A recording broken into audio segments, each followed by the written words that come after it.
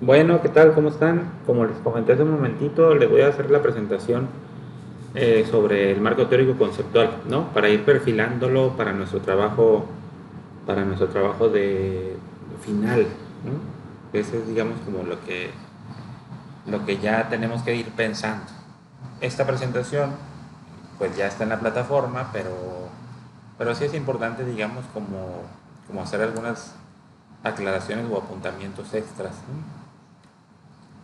Lo primero habría, digamos, como preguntarnos por el marco teórico, ¿no? ¿Qué es, no?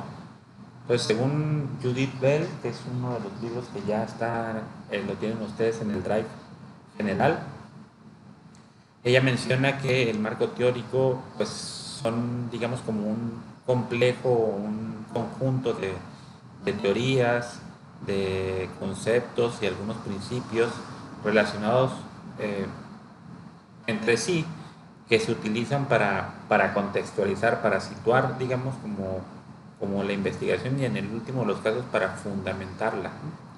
Luego hay una metodóloga argentina, Ruth Sautú, que menciona que el marco teórico es como el argumento, ¿no? Es un argumento en el que se entretejen los paradigmas, las teorías generales y las teorías sustantivas, ¿no? Que son como los conceptos e ideas del tema específico que nosotros vamos a investigar, ¿no? Entonces, ya se acuerdan ustedes, digamos, de esta idea de paradigma, ¿no? Que es, digamos, como una concepción científica del mundo. Existen diferentes paradigmas de carácter interpretativo, crítico, constructivista, positivista, etcétera, etcétera.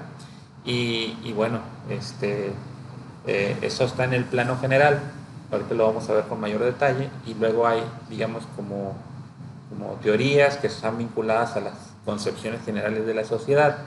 Y luego teorías sustantivas o conceptos e ideas, ¿no? Que están vinculadas ya a nuestro tema específico. Eh, También se comenta que digamos, el marco teórico pues o conceptual es un proceso y al mismo tiempo un producto. Es proceso porque pues implica, digamos, como una revisión, una investigación documental profunda, lo que, pues, entre otras cosas, pues tiene como propósito fortalecer el conocimiento, ¿no? Que tenemos sobre el tema que estamos desarrollando, ¿no?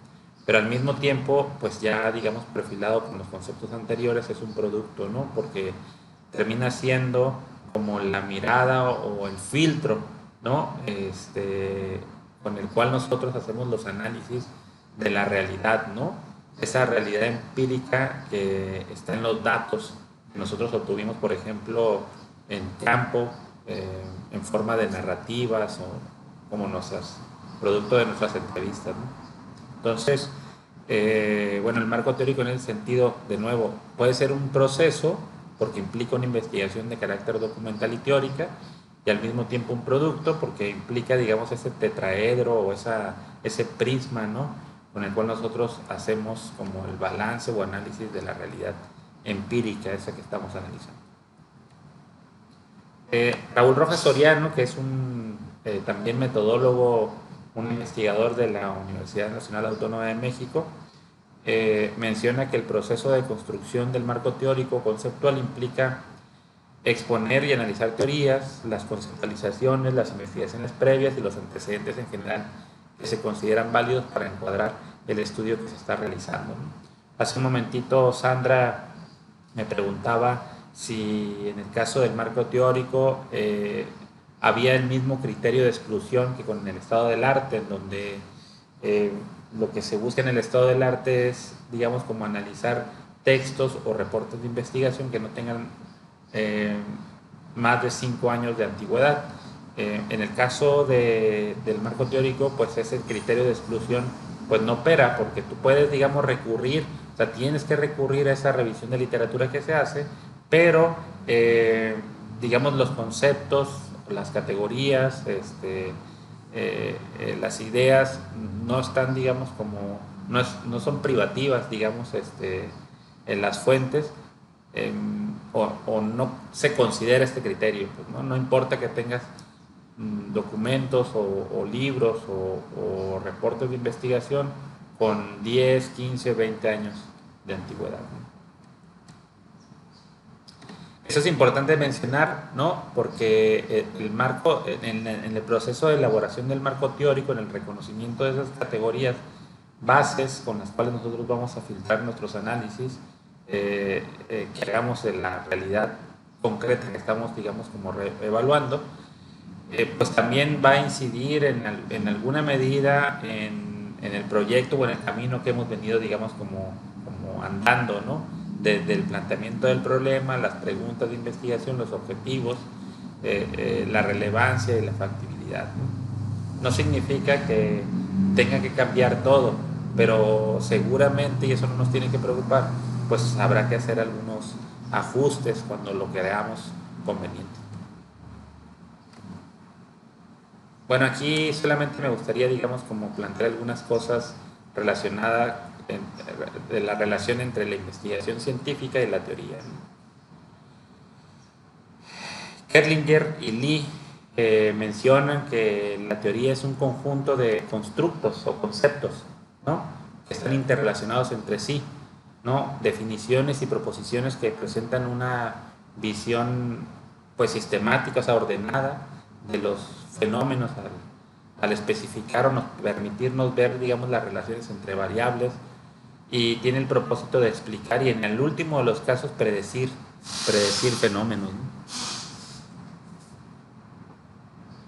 La teoría refiere a una mirada panorámica, eso es importante, ¿no? Es como una mirada desde lo alto, desde las alturas, desde digamos, como una posición relativamente privilegiada, en el entendido de que se observa desde, digamos, a la distancia del campo, ¿no?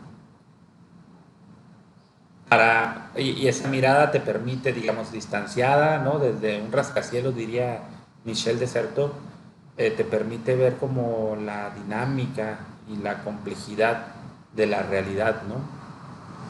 En ese sentido, en tanto quien observa toma distancia para ver las generalidades de esas dinámicas y todos los hilos con los que está tejida dicha realidad, la teoría también, y eso es importante mencionarla, pues corre el riesgo de ser una mirada especulativa si no mantiene una estrecha relación con la experiencia, ¿no? Se los platicaba, me parece que la clase pasada que estuvimos acá en el laboratorio, ¿no? Donde pues la teoría y los conceptos, digamos, que se convierten en ese prisma que nos permite ver la complejidad de la realidad, pues no debe dejar, digamos, de observar los datos empíricos, ¿no?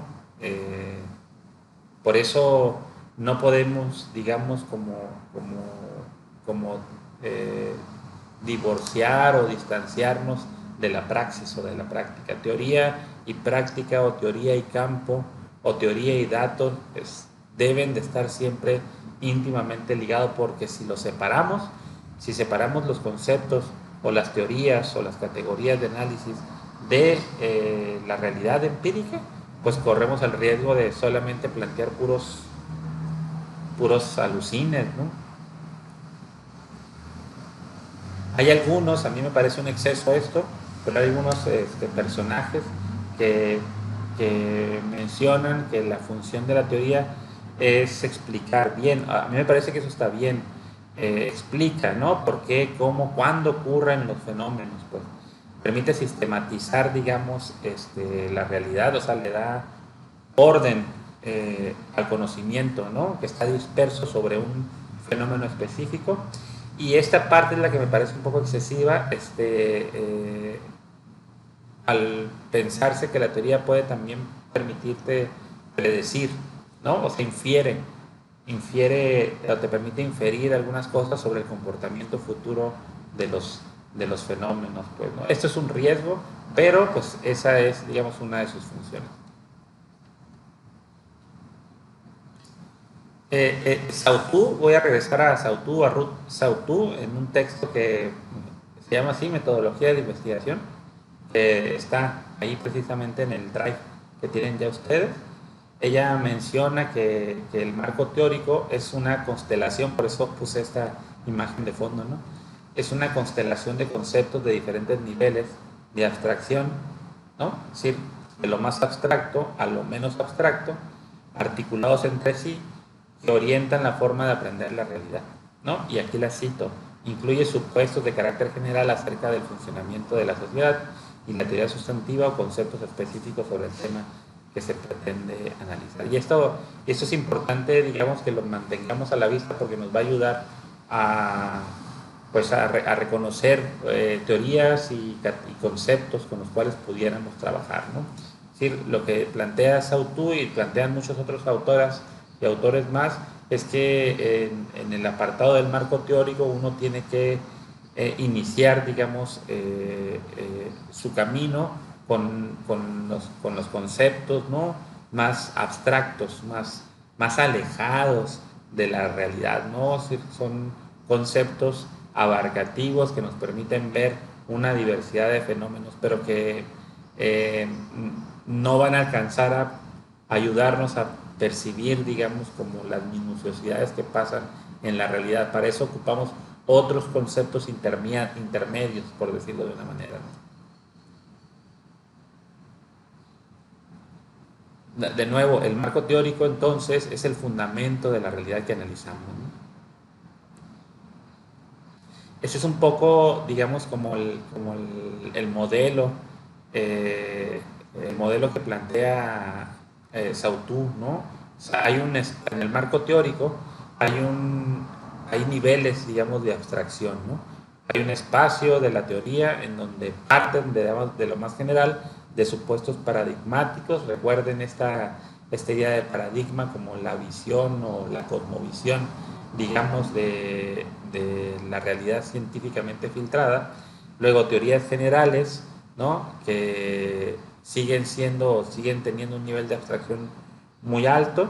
Luego empiezan, digamos, como estas teorías sustantivas y proposiciones o ideas, digamos, más vinculadas al tema que nos interesa a nosotros eh, construir. No sé, por ejemplo, investigar, perdón, por ejemplo, el trabajo de investigación que estamos realizando sobre las representaciones sociales, de las maestras docentes,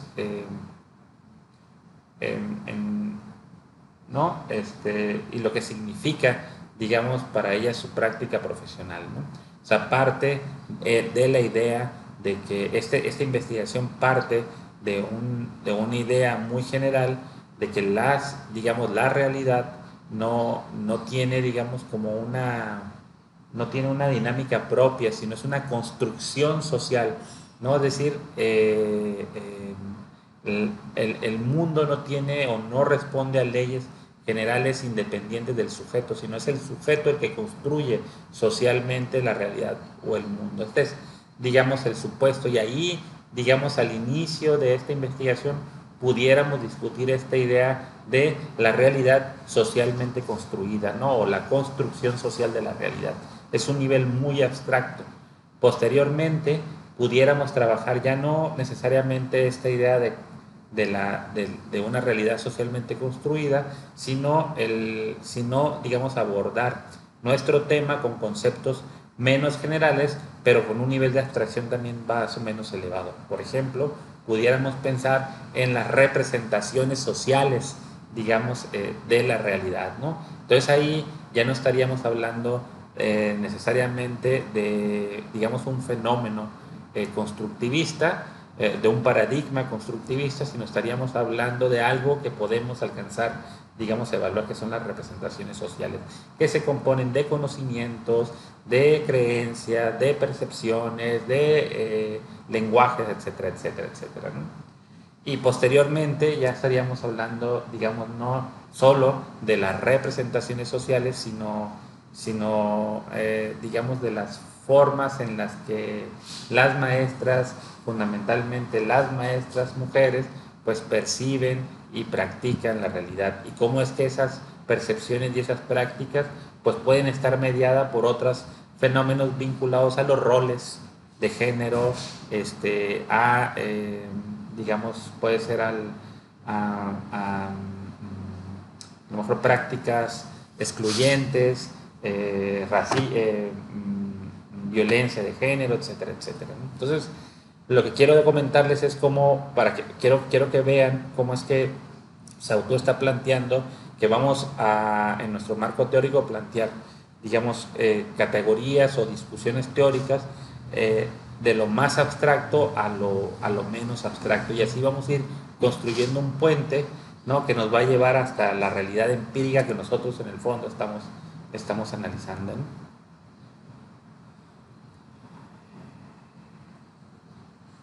Bueno, Saussure diría que con el marco teórico el investigador decide qué es lo que necesita saber de su problema de investigación y cuáles son las teorías necesarias para plantear válidamente su diseño de investigación, ¿no? El planteamiento teórico, entre otras cosas, contribuye significativamente a lo que podemos llamar o llamamos ya recorte metodológico de la realidad, ¿no? O sea que, fíjense, así como el campo, ¿se acuerdan la clase pasada que hablábamos de cómo el campo se puede delimitar a través de caracterizaciones del ambiente, de los actores y de los procesos? Bueno, en el caso, digamos, del marco teórico también, digamos, es parte de, el marco teórico también contribuye de alguna forma u otra a delimitar, ¿no?, la realidad que estamos investigando. Así como las preguntas de investigación y los objetivos de investigación también delimitan, digamos, el objeto de estudio. La investigación en general, en todos sus procesos, pues tiene que estar, o el investigador tiene que estar, o la investigadora tiene que estar haciendo como recortes en cada uno, digamos, de los momentos en los que va avanzando, ¿no? En el caso del marco teórico, pues no es la excepción.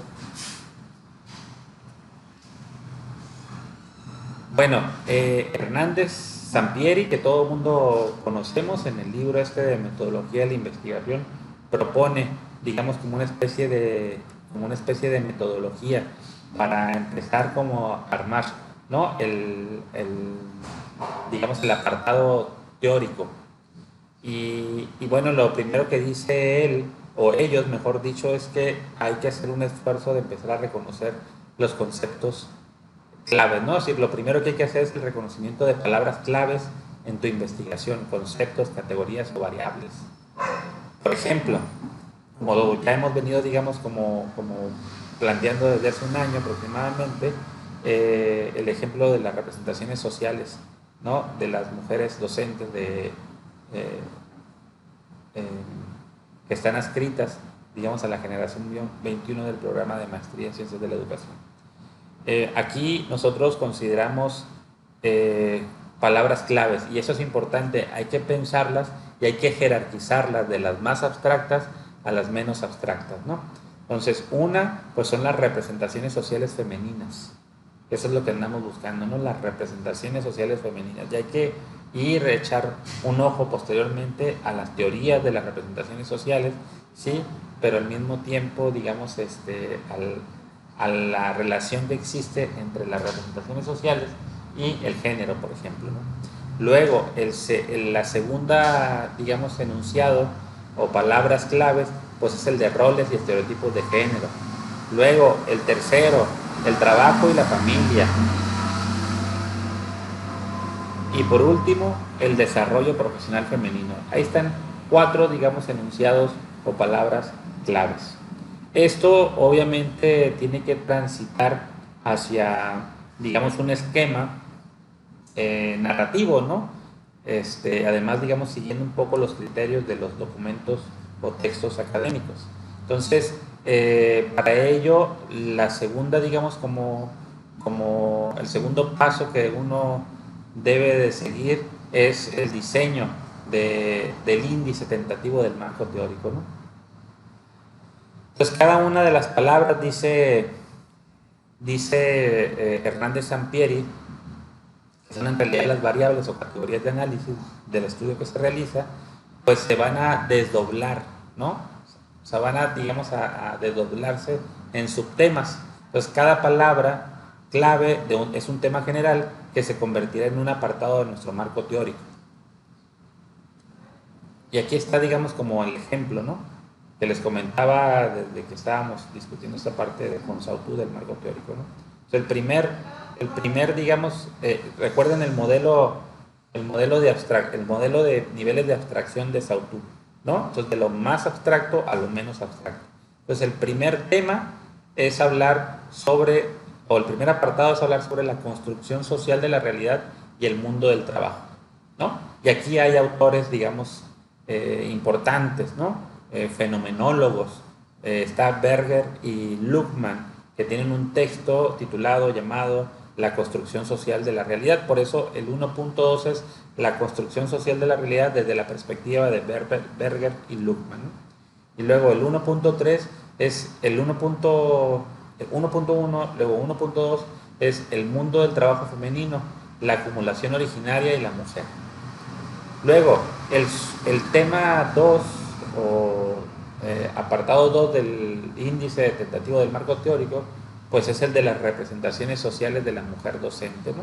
Y ahí tenemos un 2.1, representaciones sociales y percepción, definiciones y concepciones. Luego 2.2, prácticas sociales, definiciones y concepciones. Luego 2.3, representaciones sociales y práctica docente. Ahí vamos, digamos, de un nivel más abstracto, que es la construcción social de la realidad, hacia un nivel también con un nivel alto de abstracción, pero ya digamos como transitando hacia lo que a nosotros nos interesa, digamos, evaluar, ¿no? Que en este caso son las representaciones sociales. Luego, en el punto 3 está trabajo docente femenino y familia. Ya, digamos, empezamos a usar la lupa, la mirada, ¿no? Hacia un campo específico. Luego, 4, roles sociales y estereotipos de género en el trabajo docente. Y luego, número 5, retos y oportunidades de la mujer docente, ¿no? Entonces, si se dan cuenta, es relativamente obvio esto, pues vamos yendo o vamos siguiendo el modelo de los niveles de abstracción de Saussure, ¿no? Y esa es una metodología, esta es una metodología que nos plantea Hernández Sampieri, una metodología de mapas conceptuales, ¿no? Que va de nuevo del concepto más abstracto al menos abstracto. Bueno, esto hay que hacer, ¿no? Esto es precisamente lo que tenemos que hacer. Entonces, la actividad es primero identificar, o sea, hay que establecer el objetivo de nuestra, en un texto, en un Word, el objetivo de el título, el objetivo de nuestra investigación, identificar las palabras claves, eso ya lo tienen en su resumen, ya lo hicieron, hacer una revisión de bibliografía y definir con al menos 3 fuentes cada una de las palabras claves.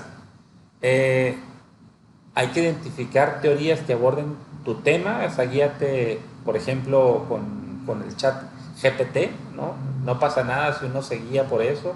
En el último de los casos no lo vas a tomar, digamos, como una fuente, sino como una guía. Y hay que mencionar también las razones por las cuales esas teorías son pertinentes para tu trabajo. Entonces, tenemos en el texto, en el Word, el título de tu trabajo, ¿no? El objetivo de tu investigación. 3, identificación de palabras claves. Hay que, en ese sentido, empezar, digamos, como a conceptualizarla. Hay que hacer una revisión de bibliografía. Ya hiciste una revisión de bibliografía con tu estado del arte, puedes echar mano de ello, o hay que buscar, digamos, otras fuentes. Pueden ser que sean más antiguas que estos 5 años que requerimos para el estado del arte, y definir con al menos 3 fuentes cada uno de los conceptos claves, ¿no?